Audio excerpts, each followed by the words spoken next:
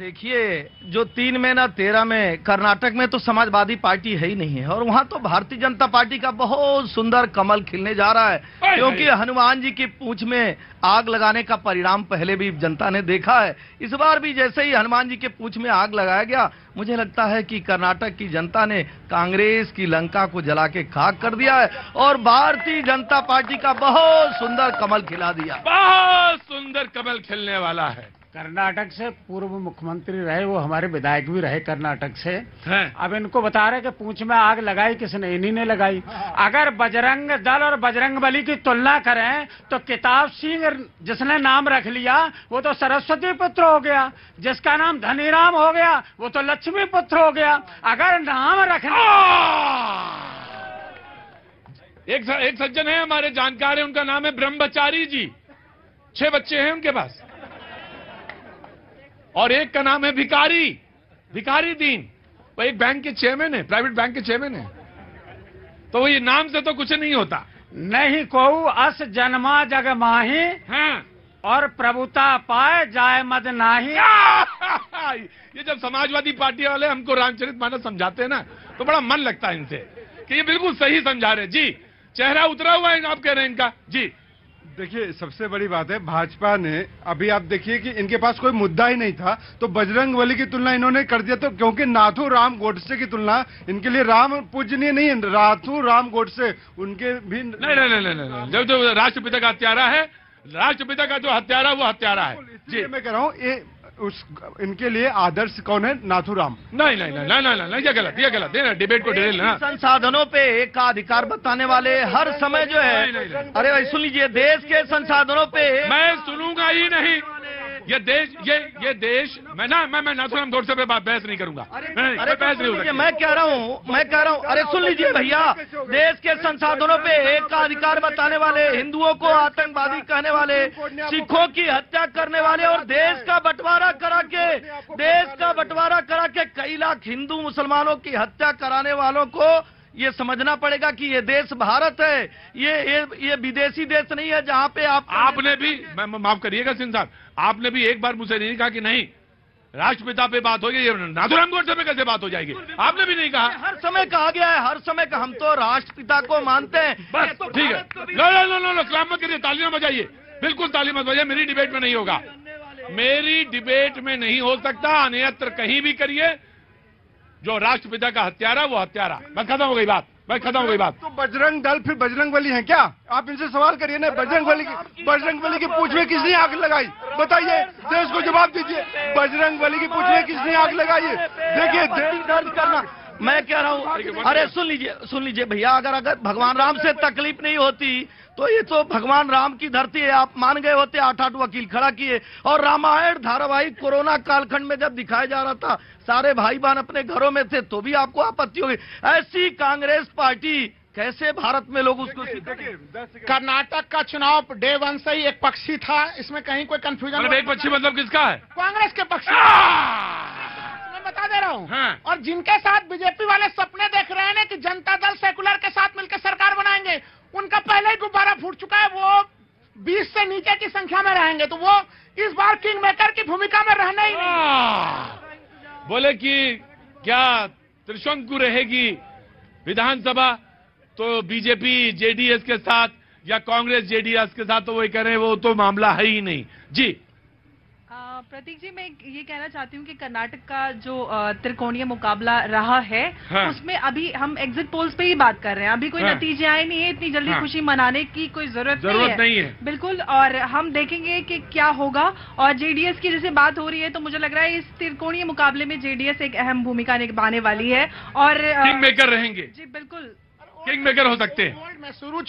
मैसूरी का एरिया छोड़ देता है, बाकी कहीं जेडीएस है ही नहीं, तो तमाम जगह पे 75% जगह जो मुकाबले हो रहे हैं, वो मुकाबले सीधे भारतीय जनता पार्टी बनाम कांग्रेस का सीधा मुकाबला हुआ है। भारतीय जनता पार्टी। ठीक है, मैं आ रहा हूं, मैं एनालिसिस करता हूं, मैं आता हूं, बराबर से आता हूं। खत्म हो गई बातचीत? कुछ बोलना है? जी बिल्कुल, भारत माता की जय। जी कुछ बोलना है? नहीं सर। जी, भारत माता की आरती मेरी लिखी हुई है। जी आपने लिखी? जी, रविंद्र बंसल अबोहर। जी बहुत सुंदर भारत माता का चित्र बना के लाए हैं आप, आपका बहुत साधुवाद। बहुत बहुत बहुत बहुत शुभकामनाएं आपको, बहुत मंगल कामनाएं। जी जय हो जय हो। कुछ बोलना भी चाहते हैं? हाँ, अगर कहेंगे तो भारत माता की आरती की एक पैरा बोल दूंगा। एक पैरा? मैं आता हूँ। जी इसको लीजिए, सजा के रखिए। जी इधर कोई बोल रहा था कि हाँ जी, कहाँ से आए? मैं आया हूँ, बरेली से आया हूँ। बरेली से? अरे तो आप तो ऐसे करें जैसे पैदल चल के आए बरेली से। पसीना कितना आ रहा है? आपसे ज्यादा आ रही है मेरे, लेकिन फिर आप आ रही है ना बोलो तो ऐसा थोड़ी ना, गाड़ी से आए हैं आराम से। ऐसा करें बरेली से आ रहे हैं, अरे पैदल थोड़ी ना आए, गाड़ी वाली से आए हैं। जी किसके साथ आए? आज मेरा बॉस का जन्मदिन है, मैं आज कुछ लाइनें कविता की सुनाऊंगा। किसका जन्मदिन है? मेरे बॉस का।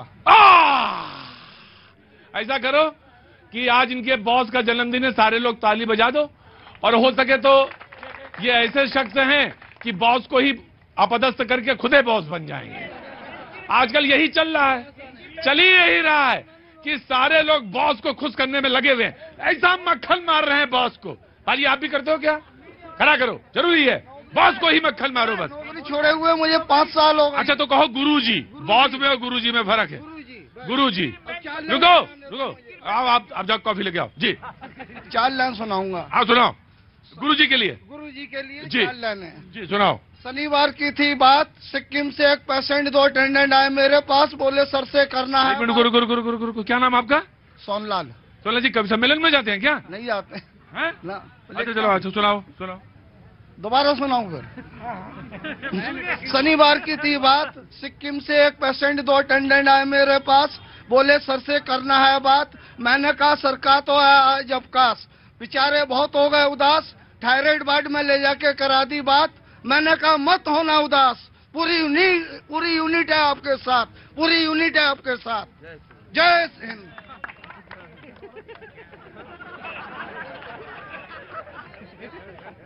मतलब ये किसने सलाह दी कि कविता लिखनी है? मैं उसको जानना चाहता हूँ जिसने तुमको ये सलाह दी कि कविता लिखनी जरूरी है। मैं आ रहा हूँ। जी और कविता है मेरे बजरंग दल पे, मैंने काफी लिखी हुई है। बजरंग दल पे? अच्छा, मैं सुनने वाला तो एक भी कविता नहीं हूँ आपसे, लेकिन मैं ये जानना चाहता हूँ कौन उस्ताद कौन है आपका? मेरा कोई उस्ताद नहीं है, ऊपर वाला उस्ताद है। हैं? मजदूर आदमी हूँ, मजे से दूर हूँ, मैं यही लिखता ही रहता हूँ, दिमाग में चलता। अरे तो मिल रहा मुझे, कविता कैसे लिखी जाए बताएंगे थोड़ा बहुत? या ऐसे नहीं, जो मन में आए वो लिखना शुरू कर दिया। जी नमस्ते, कहाँ से आना हुआ? यहीं से हूँ, दिल्ली से। दिल्ली से हैं, क्या काम करती हैं आप? एडवोकेट। ओए होए, बाप रे बाप, वकील और पत्रकार और ये सब लोग बहुत अच्छे। जय जय जय जय। कहाँ से आ रहे हैं? दिल्ली से। कहाँ मंदिर में दर्शन कराए? कहाँ उनसे मंदिर में दर्शन कराए? कालका जी में। अच्छा, बहुत दूर से आ रहे हैं, कुछ कहना है आपको? आप जो पूछें वो कह दूंगी। अच्छा, जो मैं पूछूं? आप अपना दिमाग लगाइए वकील साहब, जो आपको मन में आए वो बोलिए। मैं आ रहा हूँ विशाल जी, आ रहा हूँ, डॉक्टर साहब आ रहा हूँ, मैं आप ही के पास आ रहा हूँ। वकील से सुन के बस आप ही की तरफ मुखातिब होता हूँ।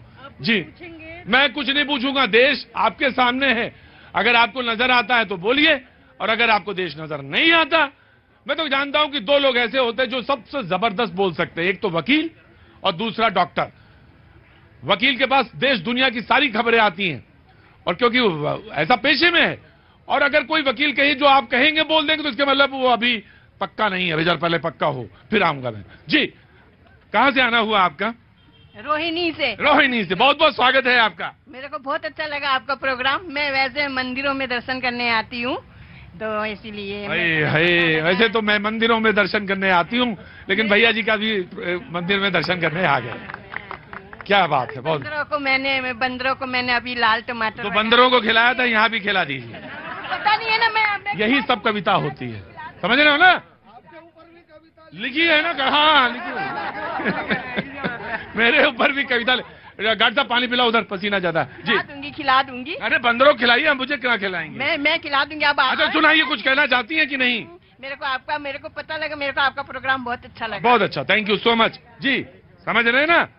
जी मैं आया, विशाल साहब खड़े हुई है। जी बंदरों को खिलाती हैं और मंदिरों में जाती हैं, तो मंदिरों के साथ वो यहाँ आ गई और बंदरों को खिलाती हैं रोज। जी देखिए यही तो हमारे सांस्कृतिक प्रतीक हैं। बिल्कुल है, इसमें दो राय नहीं। और जो देश, जो समाज अपनी संस्कृति को भूल जाता है, अपने सांस्कृतिक महत्ता को भूल जाता है, प्रतीक को भूल जाता है, चिन्ह को भूल जाता है, वो कहीं ना कहीं अटक जाता है, पिछड़ जाता है। मैं मानता हूं। अभी चर्चा हो रही है कर्नाटक चुनाव की। मान्यवर मैं अपने कांग्रेस के प्रवक्ता से पूछना चाहता हूं कि मित्र, प्रभु श्री राम जी को काल्पनिक किसने बताया था? मुझे बताइए ना।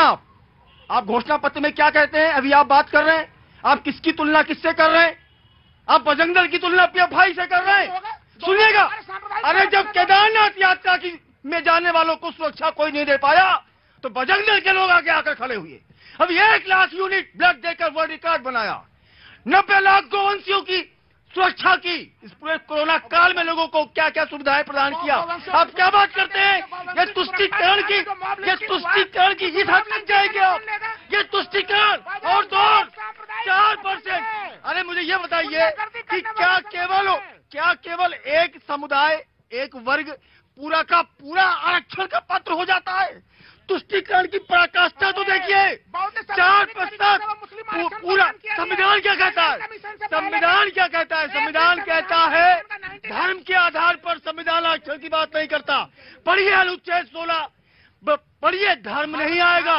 और आप ये तुष्टीकरण की राजनीति देखिए कि केवल एक वर्ग, और एक वर्ग में कुछ लोगों को नहीं, पूरे के पूरे समुदाय को भैया आरक्षण।